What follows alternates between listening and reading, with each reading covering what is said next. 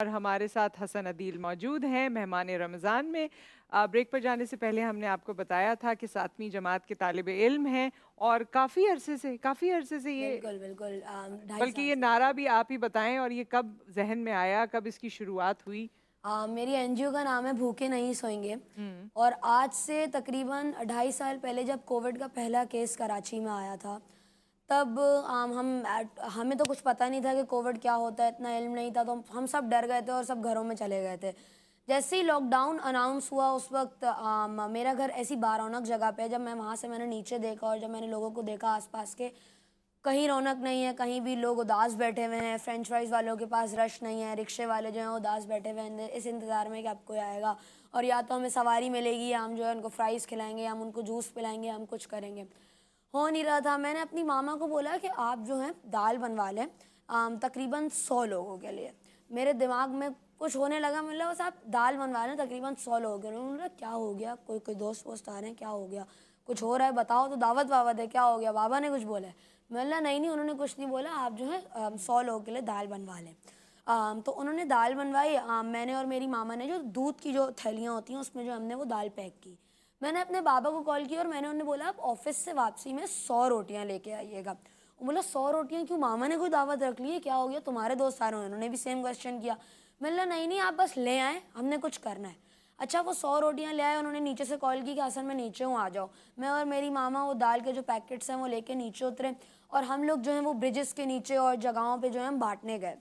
वहाँ पे एंड में जब हम लोग के पास जब तकरीबन 3 रोटियां और 3 दाल रह गई थी, तो हम एक अंकल के पास गए। जब मैंने उनको दाल और रोटी दी तो उन्होंने बोला बेटा एक और दे दो। हम ये उस वक्त था जब लॉकडाउन का पहला दिन था। हुँ। उन्होंने बोला बेटा एक और दे दो, मेरे बच्चे घर में भूखे हैं, मुझे उनके लिए भी लेके जानी है। हुँ। तो मैंने कुछ इतना फ़ील नहीं किया, मैंने उन्हें दाल और रोटी दे दी। हम आगे बढ़े थोड़ा-सा तो वहाँ पे भी एक और अंकल थे, मैंने उन्हें दाल और रोटी दी। जब हम आगे बढ़े मैंने पीछे मुड़ के जब उन्हें देखा, तो उवैस भाई और नुसरत बाजी आप बिलीव नहीं करेंगी, उन्होंने वो रोटी जो है वो एक गंदे नलके से जो है उसको धोई है उस रोटी को, उसी रोटी से अपने हाथ साफ़ किए और उसी रोटी से अपनी दाल खाई। मैंने उस वक़्त उस बात का किसी से ज़िक्र नहीं किया। जब मैं घर गया तो मैं रात में यही सोच रहा था कि हम लोग शुक्र नहीं करते हैं। हमें ठंडी रोटी मिल जाए तो हम ठुकरा देते हैं, हमें ठंडा खाना मिल जाए तो हम ठुकरा देते हैं, हमें कोई भी चीज़ 2 दिन पुरानी मिल जाए तो हम ठुकरा देते हैं कि 2 दिन पुरानी क्यों मिली है, अभी की क्यों नहीं मिली और हम बाहर क्यों खाना नहीं खा रहे। मैं यही बात सोच रहा था कि उन्होंने कैसे खा लिया, क्या हुआ, क्या हुआ? हम नेक्स्ट डे जो है वो ग्रोसरी लेने गए। तो जब हम ग्रोसरी लेने गए वहाँ से हम वापसी में आ रहे थे तो हम बहुत बड़े स्टोर में गए थे। तो मैंने अपनी मामा से पूछा कि यहाँ के जो वेंडर्स हैं, हमने इस डर से क्योंकि लॉकडाउन लग रहा था, हमने 3-3 ट्रॉलीज़ ले ली थी भर के। वैसे नॉर्मली हम 1 ट्रॉलीज़ लेते हैं। हमने 3 ट्रॉलीज़ जो हैं वो भर के ले ली थी। तो जब हम बाहर आए तो मैंने अपनी मामा से पूछा कि क्या इन वेंडर्स को जो सुपरमार्केट है वो क्या इन वेंडर्स को प्रोवाइड करती होगी ग्रोसरी? तो उन्होंने बोला नहीं बेटा नहीं प्रोवाइड करती होगी, तुम छोड़ो तुम आ जाओ। हम आए, मैंने अपनी मामा को घर आके फिर बोला नेक्स्ट डे कि आप फिर दाल बनाएं, फिर रोटी बनाएं, फिर बांटने जाना है। उन्होंने मुझे एक बात बोली कि असल में रोज़ रोज़ कैसे बनाऊंगी, घर को भी देखना है, हर चीज़ करनी है। वो आई मेरे पास, उन्होंने बोला मैं कैसे बनाऊंगी, मैं अजीब टेंशन में बैठा हुआ था। तो मेरी मेड आई मेरे पास, उन्होंने मुझे यूं यूं किया, जब मैं मुड़ के देखा तो उन्होंने एक 500 रुपीज़ की मुझे नोट दी और बोला बेटा तुम अपना काम शुरू करो। मुझे समझ नहीं आया, मतलब 500 रुपीज़ की नोट, मैं क्या, मुझे तो दाल बनवानी है, आप मुझे दाल बना दें, मैंने बस काम करना है। बोला तुम्हें पता चल जाएगा, बस तुम अपना काम स्टार्ट करो अल्लाह का नाम लेके। रात में मेरे जब बाबा आए तो उन्होंने फिर मुझे आइडिया दिया कि हम लोग जो है एक प्रॉपर तरीके से काम करते हैं और हम लोग जो है एक एनजीओ स्टार्ट करते हैं जिसका नाम है भूखे नहीं सोएंगे। जबकि मुझे अस्थमा भी है और मगर फिर भी मेरे माँ बाबा ने मुझे इजाज़त दी और फिर उन्होंने बोला कि आप जो है ये काम स्टार्ट करें। बड़ी वेरी बात है, बड़ी नाइस। और बात आपके अंदर ये विल भी है ना, आपके अंदर वो स्पार्क है। आप हमसे जितनी देर बात कर रहे हैं, इनके अल्फाज और इनका तरीक़ाकार और जिस तरह ये एक्सप्लेन कर रहे हैं, तो आपके अंदर वो स्पार्क है। वो अम्मा अब्बा ने देख लिया होगा, उनसे बेहतर कौन जानता है। थैंक है। यू। स्कूल के दोस्त क्या कहते हैं जो आस-पास होते हैं? और स्कूल के दोस्त, स्कूल की टीचर्स, सारे मेरे जितने भी लोग जो हमें देख रहे हैं हर चीज़, वो सब एप्रिशिएट भी करते हैं और कुछ लोग मज़ाक भी उड़ाते हैं। मज़ाक भी उड़ाने के साथ-साथ कुछ लोग डिस्करेज भी करते हैं। हुँ। तो हर तरह से चीज़ें हो डिस्करेज जाती हैं। कैसे करते हैं? डिस्करेज, सबसे बड़ी डिस्करेजमेंट तो ये होती है कि घर के नंबर पे थ्रेट्स आ रही होती हैं कि आप ये सीरियसली? काम, जी बिल्कुल, आप क्या ये काम थ्रेट्स? बंद कर दें ये वरना मुझे हम एक मार देंगे और ये सब कर देंगे। वो तो एक दाल किसी को ज़्यादा मिल जाए, कम मिल जाए तो वो थ्रेट देता है, "ओए मुझे कम मिली है।" हाँ। और लोग डिस्करेज भी करते हैं कि तुम ये फेम के लिए काम कर रहे हो, तुमने पिछले साल किया, जब तुम फेमस हुए उसके बाद तुमने काम छोड़ दिया। तो मैं उनको यही बात बोलता हूँ कि नहीं मेरा तो एक ही एम है कि जो हम लोग घर में खाते हैं, जो हम लोग करते हैं, वही हम लोगों को खिलाएं, कोई बराबरी होनी आप वैसे आपको शौक है मुख्तलिफ खानों का, या आपने कभी ये किया? अभी तो आप ये बात कर रहे हैं, उन अंकल को आपने देखा और रियलाइज किया, इससे पहले आप करते थे अम्मी से जब ये फरमाइशें और काम स्टार्ट नहीं किया था तब तो ऑब्वियसली मैं भी करता था कि मुझे ये बाहर खाना है, से ये खाना है।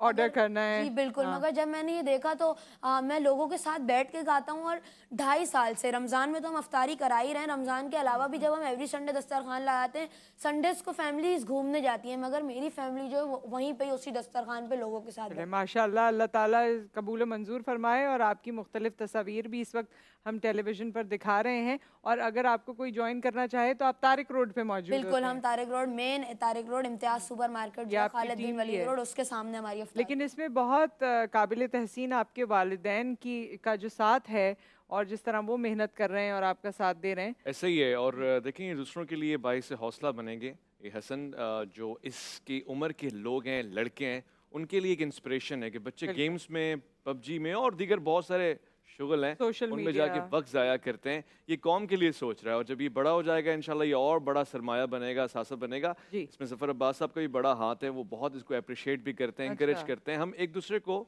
हौसला और हिम्मत अगर दे सकें तो इससे बढ़ के क्या है। हमारी सोसाइटी डिस्करेज करती है, फ़ौरन से कहते हैं जी आप मशहूर होने के लिए कर रहे हैं। अच्छा हो रहे हैं भाई, मशहूर ही हो रहे हैं तो अल्लाह ताला इज्जत दे रहा है, इससे क्या फ़र्क पड़ता है। मगर बिल्कुल। काम क्या हो रहा है, आप भी करें मशहूर होने जी, के लिए, आपको जी। भी अल्लाह ताला शोहरत दे देगा। हाँ। इससे अच्छी क्या बात हो सकती है। हसन, आपके जहन में और कोई ऐसी बात जो आप, क्योंकि आज आपके पास ये प्लेटफॉर्म मौजूद है, दिल में बड़ी सारी बातें आती होंगी जो आप कहना चाहते होंगे, किसी खास तबके को कहना चाहें वो भी कह सकते हैं, या जनरली कोई बात हो खास तो से तबके कहना चाहें तो भी कह सकते हैं। मैं वही एक बात थी। वाकया बताना चाहूंगा, और उसके जी, बाद बात छोटा सा करना है, और वाकई बड़े लंबे हैं तो छोटा सा बताऊंगा।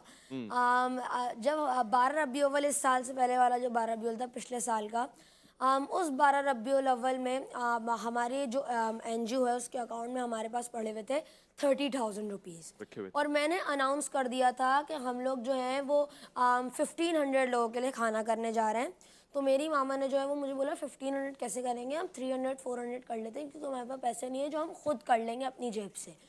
तो मैंने तो अनाउंस कर दिया था। खैर मेरी मामा ने जो है वेंडर से जो है बात की, और उन्होंने बोला कि हम जो है आपको मंथली तौर पे हम करते रहेंगे। तो बोला ठीक है, टेंशन नहीं है, आप जो है खाना ले लें, आप कर लीजिएगा, आप बहुत अच्छा काम कर रहे हैं। उन्होंने हमें जो है 1500 लोगों की बिरयानी और जर्दा जो है वो उन्होंने हमें बोला कि हम आपको आज भिजवा देंगे।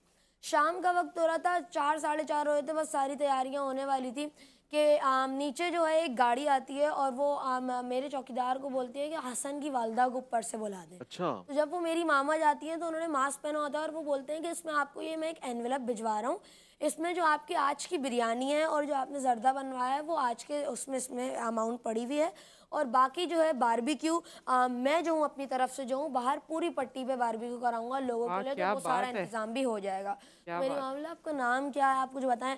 बोला आप बस वो छोड़ें, मेरा कोई नाम नहीं है, या आपको वो ऊपर एनवेलप भिजवा देंगे। मेरे चौकीदार ऊपर एनवेलप लाए तो उसमें सारे खाने की पेमेंट थी, और वो पूरा खाना और सारा बारबेक्यू उन्होंने कराया। वाह वाह। क्या तो बात। मैं बात सारी ये करना चाहूँगा कि हम लोग अफ्तार करा रहे हैं, और रमज़ान में स्पेशली 1000 नहीं, 500 नहीं, 100 नहीं, 10 नहीं, शायद कोई एक बंदा तो होगा जो हमारे अफ्तार से जो है भूखा नहीं सोता होगा।